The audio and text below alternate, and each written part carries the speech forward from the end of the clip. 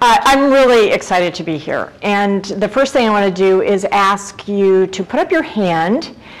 Those of you who are working journalists. Okay, great. Those of you who are scientists. Great. Those of you who are hackers on energy stuff. Everybody who loves the oceans. Great. Well, thank you very much. I'm really, really honored to be here. I had a hard time thinking about what to talk about. Sunshine and I had talked about something before the spill, and then I decided to make a few modifications after the spill came about. So I hope this doesn't seem disjointed, because there's going to be let's do kind of a round robin. I'd like to set the stage on a number of energy issues. This is just a snapshot of a couple of things. And since I've spent way too many years involved in energy, I really have spent time in my career on virtually every sector, every part of the industry. So if there are things that you'd like to talk about and I didn't address them at all, I'm really happy to in question and answers. So I'm going to start with some ways in which we've conventionally used the oceans as an energy resource base, and then shift to the renewable resource base that exists off the ocean. I'm going to focus on New England, which I apologize, because those of you who are from other parts of the country, I hope it doesn't seem too parochial, but you know, we are parochial in New England, so I'm just going to do it and take advantage of it. But it's actually important because we have a really amazing resource base in renewable energy, and we don't have very many other energy resources in this part of the world, so it's an exciting thing for us. Then I'm going to talk about some of the real practical realities of why it is just really, really hard to get some of these things going. I'm going to just skim by a number of dimensions of that, and anybody who'd like to delve into one or another of them, or if I left something off, feel free to ask me about that. And then, you know, I'm going to wave the flag at the end about why we got to keep working in this area, even though it's really hard. So let's start with a starting point. This is a picture of the United States energy supply. You may have already done this in your classes. I'll stop apologizing for things that you've covered, and I'll just do it. So on the left, you have the last 30 years of energy use in the United States. This is all energy, from cars to airplanes to cooking in our homes. And then the projection by the Department of Energy's information forecasting arm, the Energy Information Administration, of the next use for 25 years to go. And you see that this is a business as usual model. What EIA does when they forecast ahead is they say, given existing policy as it exists in the United States and in the states, what would we expect in terms of consumer behavior? What would we expect in terms of technology change that's being induced by policy? And they don't see very much changing, as you can see. So business as usual is just about like today, right? So this little dip is the effect of the economy. And you see liquid biofuels taking a tiny little sliver, and you see renewables basically doubling. But it's still just a tiny little sliver on top. The renewables up there are principally wind, a tiny piece of solar, but it's still just barely making a dent. And you see liquid fuels is basically gasoline and propane. That doesn't change much at all. Coal doesn't change much at all, and natural gas has a bit more. They forecast, in other words, EIA forecasts, that there will eventually be advanced nuclear reactors that begin to be developed during this period because of a number of incentives that have been put in place in federal law in the past couple of years. That still is a big uncertainty. So you can see that you know, we've got all this huge fossil-based resource base that we're consuming in the United States. Much of that is from the United States, although on liquid fuels it's about 60% imported. Natural gas is a tiny bit imported in terms of the balances between Canada and liquefied natural gas coming across the oceans. Coal is almost all domestic. Natural gas is, I already mentioned, is a little bit imported. So we do have a lot of infrastructure on the coasts, and most of it relates to oil and gas. this is a famous picture by now. I decided to put the spot that is essentially the Deepwater Horizon, and that's the picture on the bottom of the changing nature of the spill. But it's just a tiny bit of what's going on in the Gulf, as you can see. It's just an extraordinary area that, and you can see the depth of the ocean there. So in recent years, there has been more and more activity moving offshore, more expensive, more risky, but in the United States, that's one of the next places that people can go for oil and gas. This is a pretty crude map, but it shows the locations of refineries. These are oil refineries. Again, they're principally around the coasts. You know, obviously we have a bunch of refineries inland, but most of the oil, a lot of the oil is coming in from out of the country. And so as it enters the U.S., there's also a huge refining base. I'll come back to that in a minute. The U.S. had, until the past 2 years, 3 liquefied natural gas importation terminals, one in the south at Elba, Georgia, Cove Point in Maryland, and in Boston at Everett. These were begun in approximately 30 years ago as terminals that would receive huge tankers from overseas. The tankers took gas that was cryogenically liquefied, and then it would be gasified again when it entered the U.S. shores. So those would be, the gas is dispersed around through the natural gas pipeline system around the U.S. In the past 10 years, as natural gas prices began to rise in the United States, as it looked as though we were becoming tighter and tighter in terms of our gas use, we became more and more of a magnet for liquefied natural gas to come in from other seas. It was economical at that point to build new huge billion-dollar terminals to gasify it and then send it out. And so as you can see, there are quite a few more. There were 2 more added in the 10-mile offshore area of Boston. There was a proposal in Providence to expand. It did not go through. There's a proposal right nearby in New Bedford. But you can see that there have been a few more places added around. And ironically, just as we've opened up a lot of those terminals, natural gas prices have declined as new gases have been discovered gas resources have been discovered in the U.S. So there's actually been a dip in the amount of imported gas that we've got going on. And you can see this tanker ship, large concerns at all times about the security of those big tankers coming in to the locations of the terminals. This is looks like a big ugly spider web, but in essence it's a map of flows of natural gas. So you can, I think it's useful to see the extent to which the United States absolutely depends upon the Gulf Coast for infusing so much, or injecting so much gas into the area. The Northeast, the Mid-Atlantic to the Northeast area is heavily dependent on natural gas because we don't have a lot of coal reserves, we don't have indigenous oil reserves. Gas has been a place where there has been a pretty good marriage between our poor air quality and a desire to clean up the energy systems by using natural gas, and the ability to actually move a lot of it up through the pipeline system. So the pipes are small, obviously, but this is the amount of stuff that comes up every year. And in recent years, thinking about the Northeast, there have been pipes that have come across from Alberta, Canada, pipes that have come down from the maritime provinces in Quebec, and then these LNG imports. So at the present time, unlike any other time in history, we've actually become almost a little bit of a hub up here in the Northeast because you can get gas from different places and then figure out which of those supplies is an economical basis.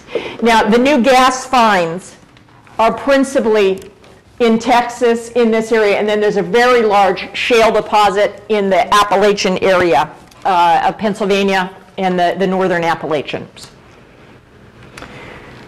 So part of the context that I can never ignore, and I'm sure you can't either, is that gas is considered to be cheap. It's not cheap. I said gas, I meant energy. I meant energy. In the United States, our energy supplies are really cheap compared to the rest of the world. And the Americans think that's the way it should be. You know, we've built our cities that way, we've built our communities that way, we drive our cars that way, we buy big cars.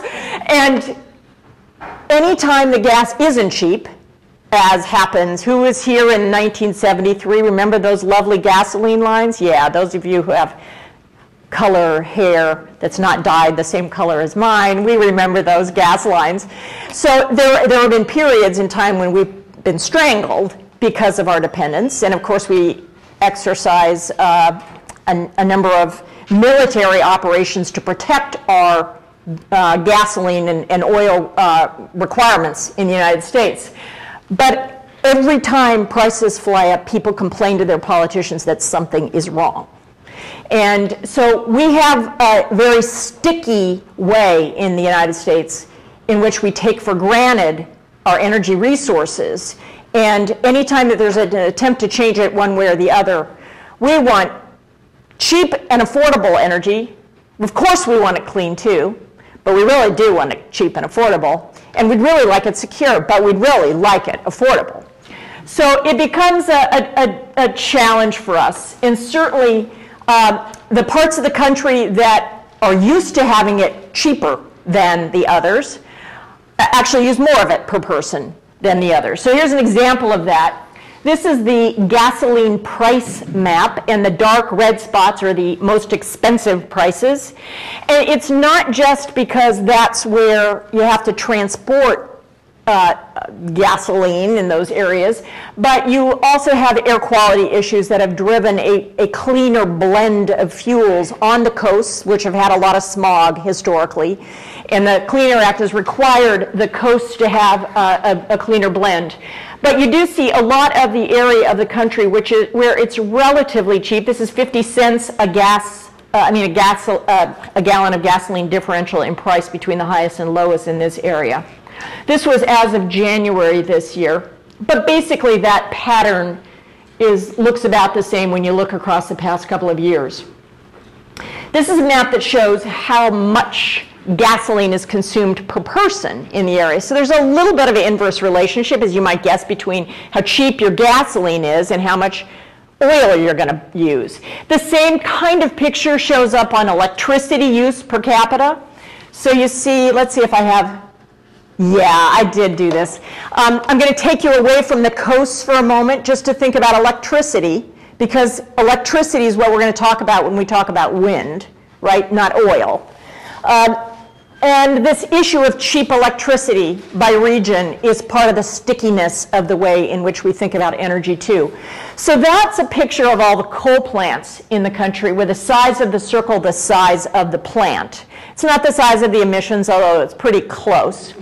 And so obviously that's coal country in some sense. I think I have a picture of the coal deposits in the country. It's not a perfect alignment, certainly. A lot of the eastern coal plants now actually get their coal from the Rockies, but you do see a tradition of coal use in the coal areas, and that has remained over the years.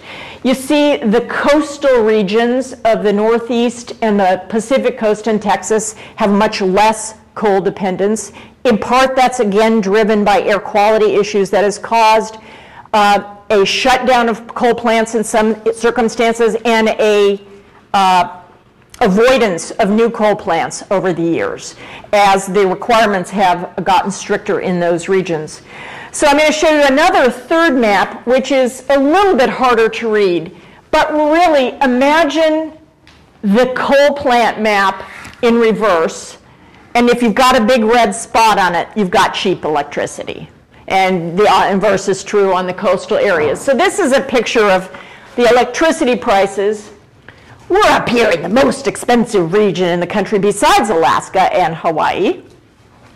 But so you see California and Texas, just again the opposite area of where the coal is. And so one of the things about energy policy and politics is that it is regional. It is not partisan, although partisan stuff always creeps in in these ugly partisan times these days, but it's regional. And that's the way that Congress organizes itself. People who have been involved in the committee structures in Congress are people from producing regions for the most part. And as a result of that, they are in parts of the country where there is either oil, gas, or coal interests historically. And just in recent years, you begin to see people entering committee positions and leadership positions on energy who are either from the consuming regions in the country or interested in a different technology mix going forward. So that's part of the context. Those pictures about the price and the resource base of our fossil picture makes it so that we are vulnerable to big changes, right? We're vulnerable to hurricanes. We're that take out energy systems. We're vulnerable to OPEC and other countries who might be doing unfriendly things for us with petroleum. So we're vulnerable just to the economic shocks. I'm not necessarily talking about security issues. I'm talking about economic security issues in the first instance. A lot of people know how to hedge those things in commercial markets, but you and I, in our homes, we don't hedge those things very well. And so we face those kinds of volatilities in those markets. Gas and oil are global markets today. As I described, those importations of LNG make it so that it becomes, even though natural gas is delivered in pipelines, it becomes a global market when you can move tankers around and go to the cheapest place or the most expensive place to sell a product. We have benefited tremendously in the United States from having low-cost energy. You know, our productivity has been tremendous, and in recent years we've become much more productive in our energy use than in the past, especially in the past 30 years as we have dealt with these vulnerabilities. But still, it's been part of what the engine of our productivity has been in the United States, but we have tons of costs. The costs that are not part of the use of energy services themselves. You know, the pollution, what we see in the Gulf are requirements to actually protect our interests in the Middle East, et cetera. So figuring out how to make those costs be part of how we decide about our energy use is much of the struggle that people are concerned about as you think about climate change and other issues, and protection of oceans. So I'm almost done with context. I mentioned vulnerability. This is the prices of oil over the gasoline prices over the last, looks like 20 years I've got here, yeah. So you see, there's, in some periods the bandwidth is pretty small, but in others it's pretty shocking. And don't you love it? Here, people actually began, for the first time in my professional experience, to change their purchasing habits for vehicles as we saw those, and that's gone away again. Isn't that cool? Yeah, right. So this is a really complicated slide, so I apologize, but I wanted to just give you a little glimmer into the way in which our systems are so vulnerable. And this is going to be vulnerability of the energy systems to the way you think about climate change. And again, I'm going to get to the oceans in a moment. But if you think about the energy systems, we have, a resource base that gets extracted, coal, natural gas, oil, that moves across delivery systems. I'll turn on those pictures in a minute of the words. There's refining in here, there's pipeline systems, all the way over to use in distribution in homes. And then we see a number of dimensions of the indications of phenomenon that are consistent with a changing climate. I'm not saying these are caused by a particular change in temperature, but the scientists are saying that one could expect more erratic storms. So if you look at that finds its way through this energy system in very complicated ways.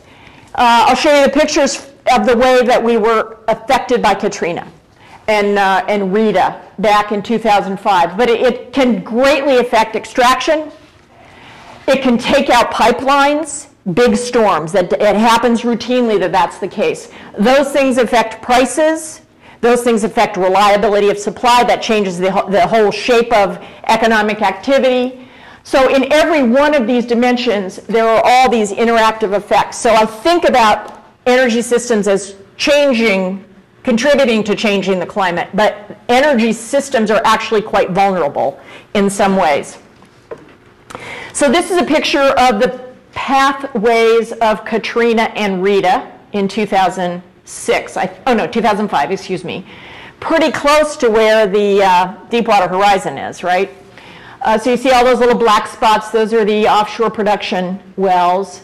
3/4 of those 4,000 wells were shut off during those hurricanes in order to protect them, basically. So that meant that the country, who, remember you saw that big flow of natural gas up from the Gulf, the country just lost that for a period of time as those things got shut in. They shut down, essentially, but closed up. This is really a snotty little picture of mine. This is Houston, people leaving Houston and running out of gas as they were escaping Rita, and those are all the SUVs, which I just, what? So yeah, we ran out of gas, in part because we use so much gas. This is one of the platforms on the right before the hurricane. It doesn't look so destroyed now that we've seen pictures of Deepwater Horizon, right? But that's a destroyed rig. This is also a complicated picture, so let me put up the indicators here. Whoops, excuse me. If you think about this timeline, this is what the period of, I guess it was about 6 months after the hurricanes. And people like me, we love pictures like this because it graphs how much things, what the prices are and the volumes of supply. So if you look on this one, BCF is billion cubic feet. That's the amount of production coming out of the Gulf. And this is natural gas. So right before the hurricanes, we had over 8 BCF of gas being drilled off of the Gulf area. Katrina hits, and you see the blue picture as they shut off gas supply. Then they were able to bring it back up because Katrina went away and they could restore production, and then Rita hit. So then you saw the, excuse me, I said this exactly wrong, I apologize. Would you just pretend I didn't say anything in the last 60 seconds? Don't I seem really credible when I just did that? Sorry, this is shut-in production. So you see 0 shut-in production right before Katrina. You immediately shut off production up to the spike. And eventually you began to see production coming back online, and they had to take it offline again for Rita. I'm really sorry. So it took to beyond 6 months later for that production to come back. And you can see what happened to the price of gas. Before the hurricanes, in the summer is when natural gas prices are low. Low is relative because they were $8 an MCF at this time. Right now they're about 6.5, I think. So this was a period that was a little bit higher, but they immediately, in this space, they went from $8 to $15. So the non-availability of gas just shot up the prices. So that's the dark black line that you see. And so you see the price of gas just coping with the unavailability of supply. My point in saying this is that there are coastal activities that create havoc on the energy system, and we feel it in our markets. We feel it every day. We feel it around the pump. So, and of course, this is where we are today. And isn't this the most horrible, I don't even know what to say, it's the most horrible nightmare around. I don't know that I can add anything more than what you all know as practicing journalists, because I'm just devouring the papers on this and I know a little bit about it. But it's just beyond belief how bad this is going to continue to be for some time. So one more picture of context, and I use this one a lot because I think it's so important for thinking about why it's important for Americans to think about greenhouse gas emissions. I showed you that picture of our energy supply at the very beginning. Remember, we're 80% fossil. And actually, it's probably about 78. This is a picture about cumulative emissions of greenhouse gases by country between the 1950 and 2000 period. So they're all higher. Everybody's higher on the plumes. And the plumes are still living. I mean, in the sense that anything that was emitted in 1950 is probably still up there in the atmosphere. China on this is really small, as is India. I mean, those are right there. You can barely see them. And of course, China in annual terms today is as big as the United States, but this is cumulative. So it's still much lower than the United States.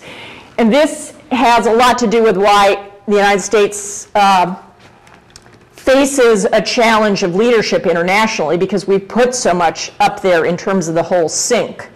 And other countries would like to be able to grow their plumes as much as ours and have us take ours down in a commensurate way. So let's see. Let's talk just for a couple of minutes about energy policy levers. And in energy, people talk about whether we have an energy policy. And our energy policy is really a fabric. I mean, it's like a quilt. There are lots and lots and lots of policies. And the emphasis of one little patch of the quilt changes over time. But we have a lot of government policies, and they all bash into each other sometimes. They emphasize one thing or another. People play their policy cards in one aspect or another. But in recent years, since 2005, there has been a theme coming through many, many initiatives. Amongst them, a major comprehensive energy bill in 2005. And then as recently as the Economic Recovery Act, there have been clean energy pieces of those, with the focus on decarbonizing. Whether we have a greenhouse gas cap or price, which we don't at a national basis, we do have a number of programs aimed at decarbonizing the technologies that move into the energy system. And these are a number of the policies that have been adopted by Congress to do that. Wind favors very well coming out of those. The production tax credit. Advanced nuclear has the advantage in federal law of having loan guarantees to support the investment in low carbon advanced nuclear. This is a picture of a gasification facility. You take coal, you gasify it, you can pull off the carbon before then burning the gas as if it were a gas-fired power plant. So there's attempts to try to use that as a way to address the carbon emissions. I'm not going to read these, but you can just, I'm sure you remember when President Obama said in his State of the Union address, clean energy is great. And then the Republican response was, clean energy is great. You know, the United States is going to lead on clean energy. So in some ways, even though, as I say, it's very difficult to get anything as a bipartisan exercise, Republicans and Democrats now are saying that we need to modernize and make more domestic clean energy resources available. States have really been pushing that for the past 15 years with much more aggressive pushes for energy policy to promote energy efficiency and renewable energy. These are the states that have adopted a requirement that the electric utilities or the sellers of electricity to businesses and homeowners, renters, that those have a blend of renewables in them. So they vary by every state. It's not a national market. A state that is white has no requirement. Then the state in terms of the types of renewables that qualify, how new they are, how deep the percentage increases. Let's see. In Connecticut, a fuel cell renewable resource. In Vermont, there's an initiative to make large hydroelectric power from Quebec a renewable resource that qualifies. Pennsylvania uses coal slag as a renewable resource. So it depends upon where you are, what your interests are in the state. The New England states have been pushing this for, as I've mentioned, they have, the New England states have air quality problems that has caused them to move to find compliance mechanisms through plans that include cleaner energy mix.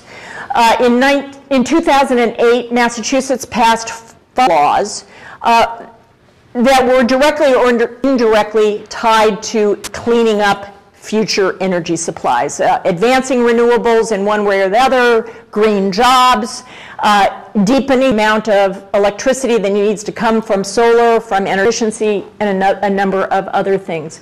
Rhode Island, the governor has called for 15% of the power to come from renewable sources. Connecticut has done something similar, Maine something similar. So you see these aspirations essentially in the next decade for the amount of supply that would come from renewables. And we're talking about just a couple of percentage points for renewable energy today. So there's a big push in this region. Energy that many other parts of the country are equally interested in advancing this agenda. New England, as I mentioned earlier, has some pretty cool renewable resources. They're in those areas. For those of you who do not have the map of New England, emblazed in your head, here's, this is the big coastal area of Connecticut and Rhode Island. The red on this map is not a renewable resource. That's people using electricity. Okay, so red on this map is southern New England. That's where the people live. They're consuming electricity. You see big offshore wind resources. You see it along the mountaintop ridges, Appalachians, inland, and then you see off the coast of Maine as well. This is just another picture of it that shows ocean depth. Right now, I'd say that people disagree about the ability of technology to capture economically wind at different depths. But at a 30-meter depth, this isn't depth, this is wind speed, I apologize. Second time, who's counting, right? Second time I screwed up in what I was telling you. So these are wind speeds, but you can overlay, I'm going to show you a Massachusetts that has both. I'll just show you that one right now. This is from the Massachusetts Ocean Plan, and this is water depth on the left and wind speed. And the sweet spot, of course, is finding the right depth to be able to get a technology for planking down, the pad on which a turbine would sit. As you move offshore, you have to get a floating platform or some other thing, which is a more expensive operation, as well as building a longer extension cord electrically to get your power to the grid. So there are a number of areas, especially down in this area of Massachusetts, where there's some plentiful resources. Cape Wind is right about there. The curve of the dark color around the coastal area is the Massachusetts state waters. Goes off 3 miles. Beyond that is federal water. Cape Wind's in federal waters. So let me go back up here. The 3 states that I'm just highlighting here, Maine, Rhode Island, and Massachusetts, have had very aggressive initiatives to try to capture the value and commercialize the value associated with wind in the offshore areas. Maine is really blessed with amazing wind resources, but it goes off really deeply, quickly. And so as a result of that, Maine has a huge potential, but it's pretty difficult to get at it. And Maine has the most glorious, beautiful, rocky shore, but it also complicates the whole construction and access area. So they've identified a number of areas, which are those dark yellow spots that they're taking a look at. One of the troubles, too, about Maine is that given that most of the people in New England that are using electricity live in the south, you have to build longer transmission lines and beef them up in order to get the electricity down. So building up the resource in Maine means that it has to be accompanied with more transmission. Rhode Island, you probably know all about this, right? Who wants to do this slide? Didn't you just talk about that? You want to? So I better not say very much, because that'll be my third error, I'm sure. But Rhode Island has this amazing initiative, the SAMP initiative, to explore what's going on in this area. And I understand that these are the two areas of prime interest in terms of seeing resources. I'm just dying to see what Block Island says about it eventually, if they're anything like Nantucket and Hyannis and everything else, because of course they're right off of there. But there's, there's a setback in some sense that there was an attempt to try to build a pilot facility I think it was 8 turbines in the waters off of this area, and that was turned down for economic reasons. I mean, it's hard to build an economical concentration of facilities that can support a transmission line to shore when you've only got 8 lines. There's a big enough challenge for a large wind farm doing it economically. So that has made that very difficult. And Rhode Island is still struggling with what to do there. Sunshine mentioned that I was involved in the ocean planning process. Massachusetts passed in 2008 this Oceans Act, and it was the first state in the nation that passed a law to essentially do zoning in the offshore area, in the state waters, providing a way to identify the kinds of uses of the waters in the underwater area, the kinds of uses that would be compatible with that, different performance standards for what kinds of new uses would be compatible with old and new.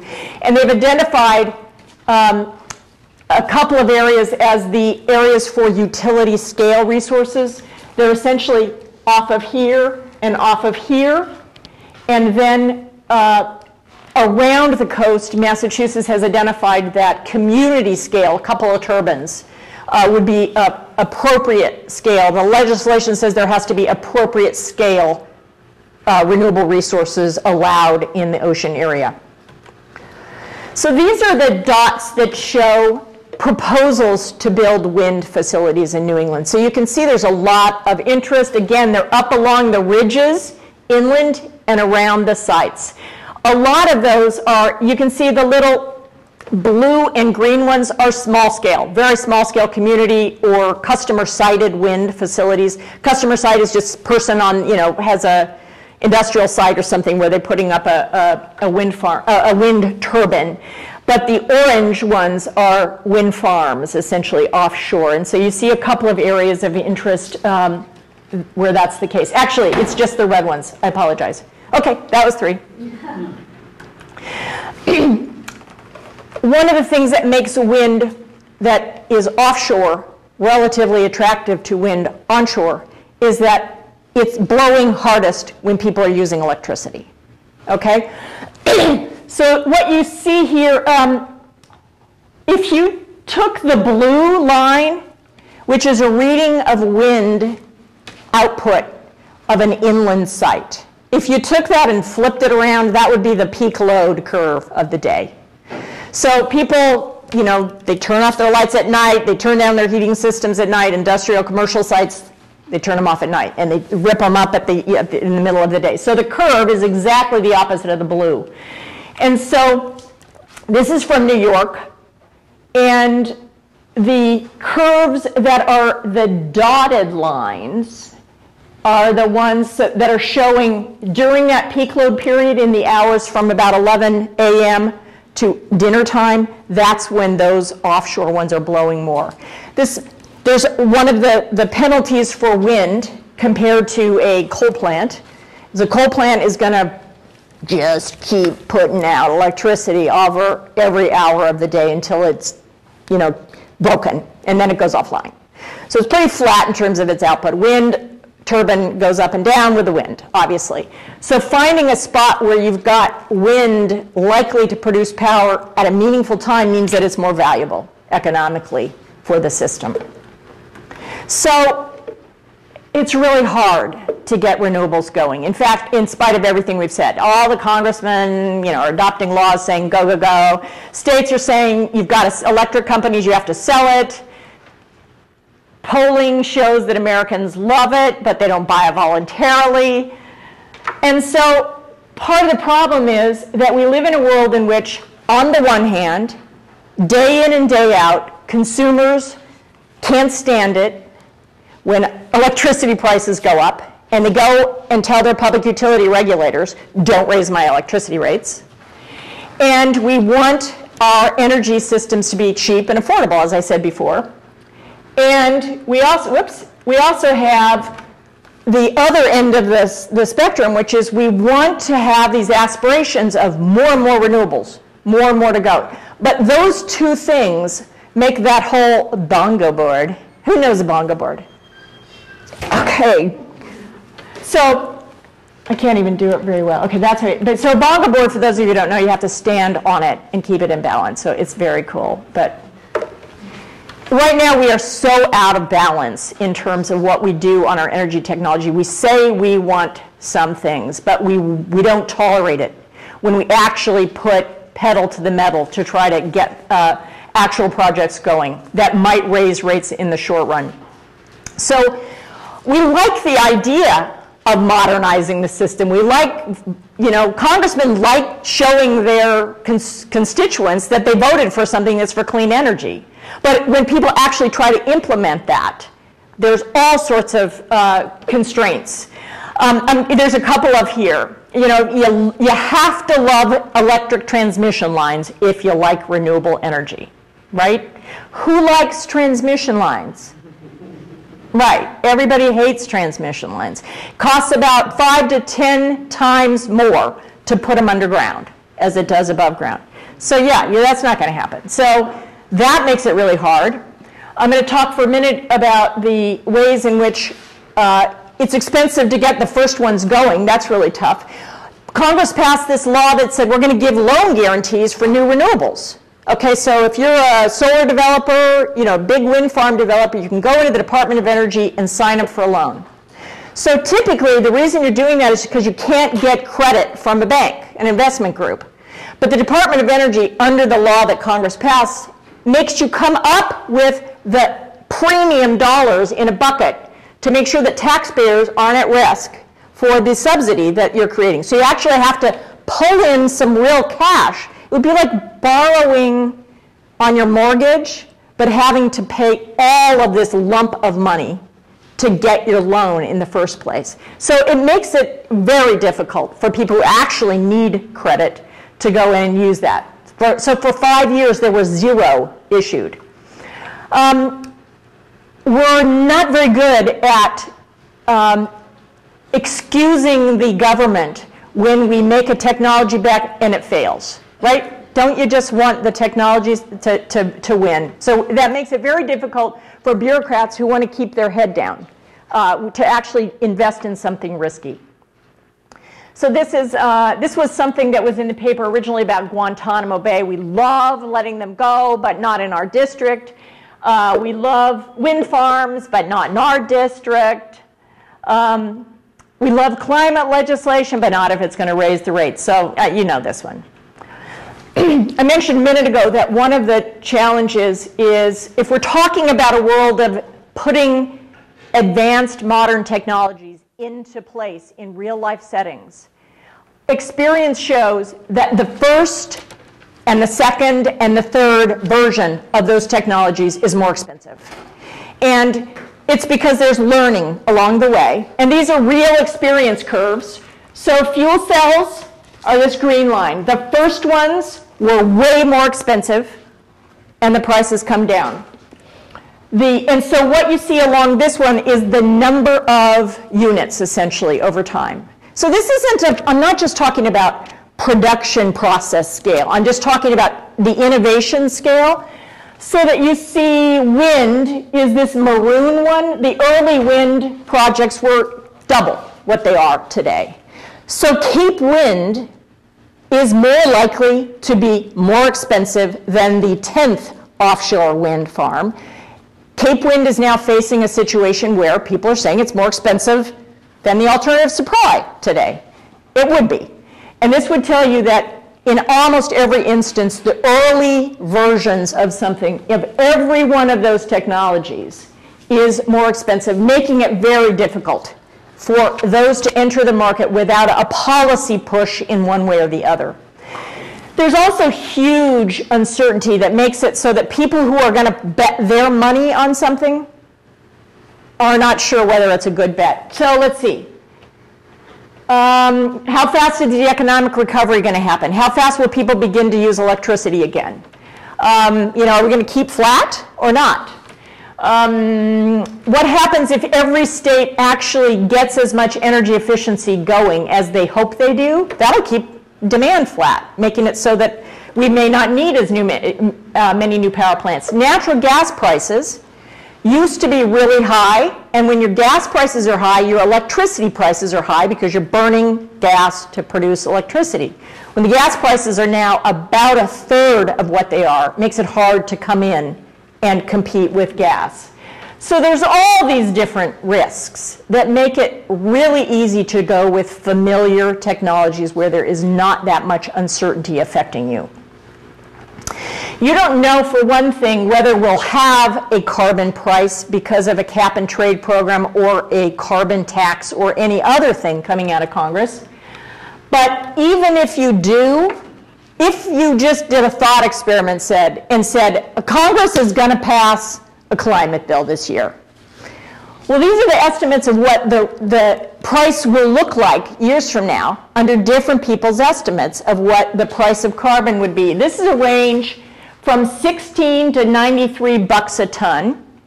So if you're banking on something today where you're going to get money in the future, you're going to get a whole lot less if it's obviously 16 bucks a ton. Just was at a meeting this morning where the investors are saying they will not bank any technology right now who needs carbon prices to make it economical. It's just not happening yet because of these kinds of uncertainties. Rate shock is huge. So this is a picture of the estimated increase in electricity prices by state. So this shows you that a state that uses a high amount of coal, Wyoming, West Virginia, North Dakota, Kentucky, coal country, is going to have 20% price increases on their electricity. Those of us, Vermont, California, New York, Rhode Island, we're not going to have much rate increases because our electricity is almost 2.5 times what it is in Kentucky. Yeah, okay, almost done. A huge problem is chicken and egg issues. If you know that offshore wind can't get its electricity anywhere unless there's transmission lines, what do you do first? Do you build the transmission line and then wait for wind farms to come? Who in their right mind would actually fund that transmission line, right? Or do you wait for the wind developers to do theirs first and have them then support a transmission line? Who would build a wind farm without a transmission line if you can't produce your power? These things are completely cyclical.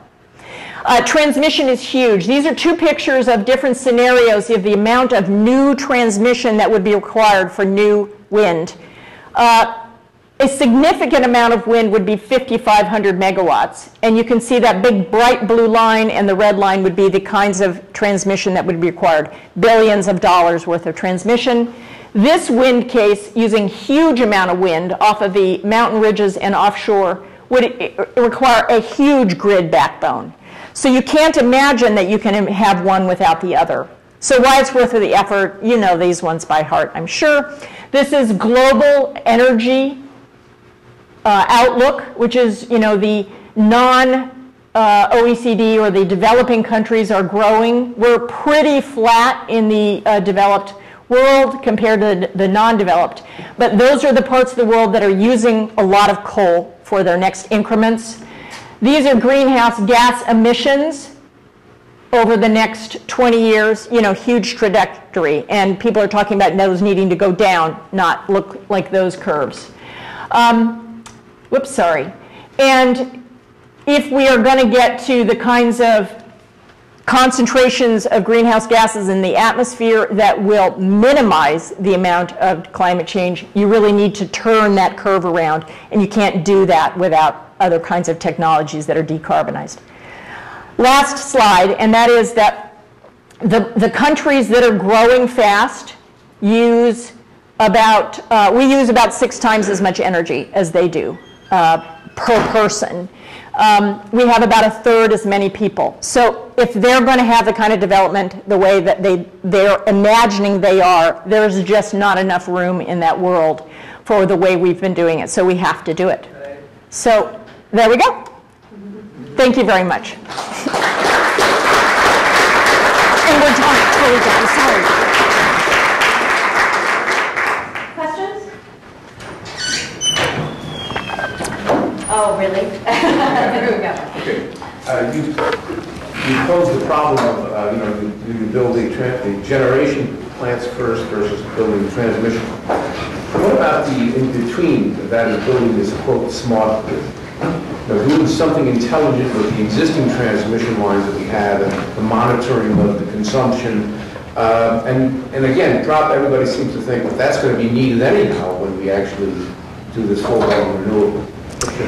So part of, smart grid means a whole lot of different things to a lot of different people, but let's just assume that what we mean is a lot of electronics on the electric system that make it so that you could actually reroute electricity where you can't today. It just flows according to the laws of physics.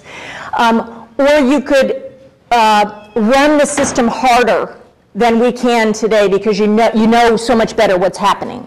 So that can help a bit in the part of the world, the part of the country that actually has transmission lines. Upstate Maine has no transmission lines. So to get the wind out of upstate Maine or offshore areas, you actually have to build transmission lines. So it's a combination of those things. I know you want to go home to dinner. Yeah? Any comments on the proposed LNG plants here in this area here? The one in Providence or the one in New Bedford? New Bedford. Personally, I think it's an amazingly undesirable spot for an LNG facility. It's so close. Who knows about this spot? Hands up. Okay, so it's a really small stretch. We're talking about the one that's in Somerset? Yes. The one at Weaver's Cove. Yeah. It's a pretty narrow stretch of river, and there would have to be a bridge removed essentially to get there. But you can imagine throwing a ball across the river. I'm exaggerating, aren't I? I'm exaggerating. Yeah. Depends on your arm. Yeah, I couldn't, but these are risky things, and people are really worried about them just generally, and there are a lot of people who spend a lot of time making sure that they are minimizing their risks, but that is asking for trouble, it seems to me. Yeah?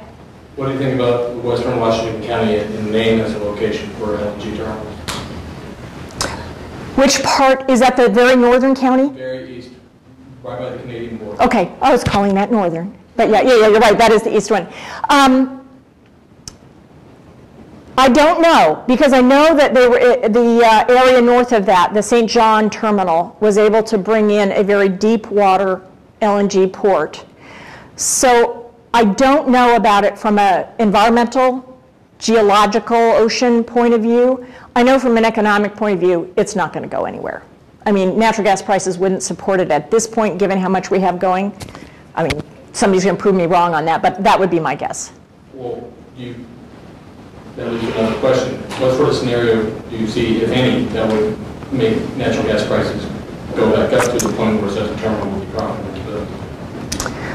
There would have to be, so right now the outlook for gas is in the price range of 5 to $7. Okay, so people are looking ahead. They're actually placing investment bets on gas being in that model. And that's because they think they can get that much gas out of the shale deposits, essentially, for the amount of money. It was only 2 years ago that the forward prices outlook for gas was much closer to $8 to $10, and with spiking around that.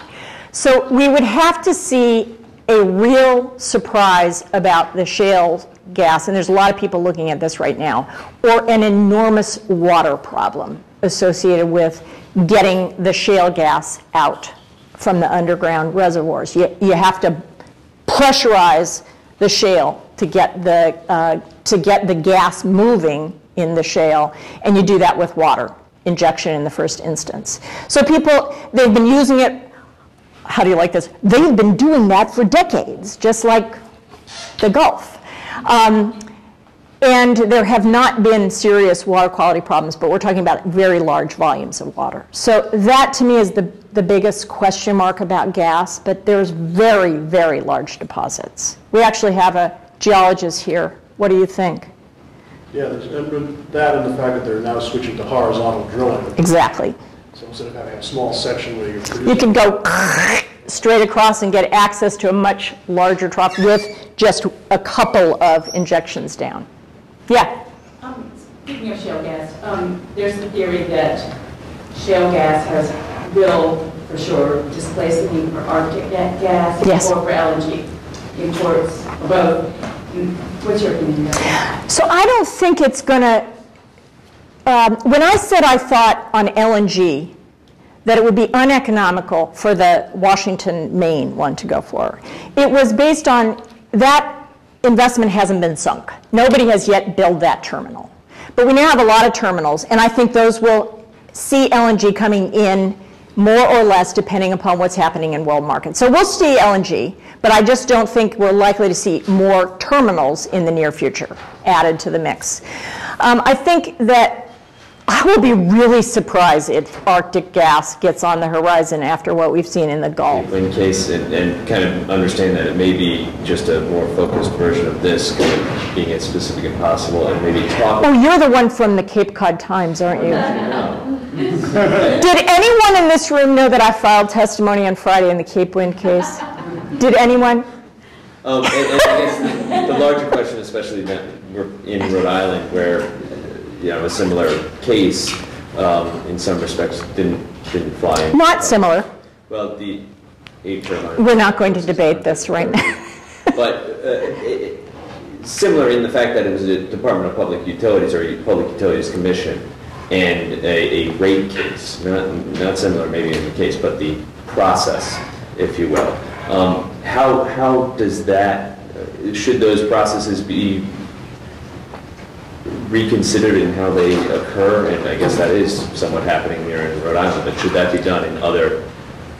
So you're going to watch. I'm an expert witness, filed testimony in a case.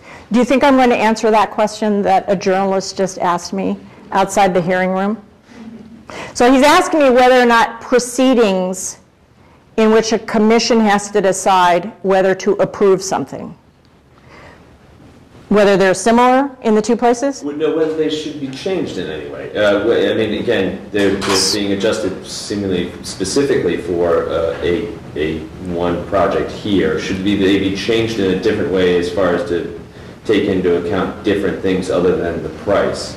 So, I'm a former public utility commissioner, so I'm experienced in administrative procedures of rate making for commissions.